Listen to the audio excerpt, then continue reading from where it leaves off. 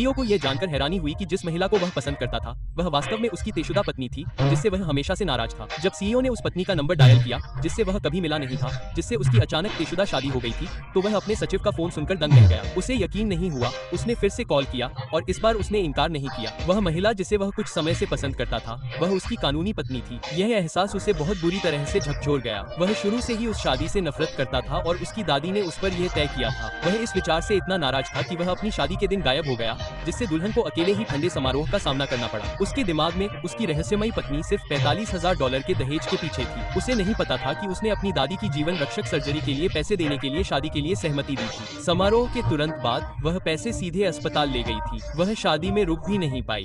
Surgery होने का इंतजार भी नहीं कर पाई थी कि उसका फोन बज उठा। कंपनी के मैनेजर ने बताया कि सीईओ अचानक निरीक्षण करने आ रहे हैं। वह ऑफिस वापस लौटी और सड़क पर एक नजारा देखा। एक अमीर दिखने वाला आदमी एक बूढ़ी औरत से बहस कर रहा था जो साफ तौर पर उसे ठगने की कोशिश कर रही थी। लड़की को तुरंत एहसास हो गया कि क्या हो रहा है। उसने सबूतों को फिल्माया और उस आदमी को उसके पैसे वापस दिलाने में भी मदद की। जैसे ही उसने उसे पैसे दिए वह उसकी समझदारी की कमी पर तंज कसने से खुद को रोक नहीं पाई। फिर वह ऑफिस की तरफ भागी, ये जानते हुए भी कि जिस बेवकूफ आदमी को उसने अभी अभी बचाया है वह दरअसल उसका पति और सीईओ है। उस दिन मैनेजर ने डिजाइन टीम को बताया कि सीईओ कंपनी के अगले बड़े प्रोजेक्ट के लिए किसी को चुनने वाले हैं। लड़की अभी नई थी और किसी की नजर में नहीं आई थी। उसे उम्मीद नहीं थी कि वह कुछ खास करेगी, लेकिन जैसे ही सीईओ अंदर आया वह घबरा गई। क्या होगा अगर उसने उसे पहचान लिया? वह घबराई हुई थी और चुपचाप अपना चेहरा छिपाने की कोशिश कर रही थी, ये सोचकर कि वह उसे नहीं जोड़ पाएगा, लेकिन उसने ऐसा किया। वह सीधे उसके पास गया और उसके बैज पर लिखा नाम पुकारा। वह अपने चेहरे पर फुंसी होने के बारे में कुछ बुदबुदा रही थी और उसे अपने हाथ से ढकने की कोशिश कर रही थी। बिना एक पल गवाए सीईओ ने उसकी कलाई पकड़ी और उसका हाथ खींच लिया। हर किसी को आश्चर्य हुआ। उसने उसे उसी समय बड़े प्रोजेक्ट का नेतृत्व करने के लिए चुन लिया। बाद में जब वह घबराई हुई लेकिन उत्सुक उसके ऑफिस में आई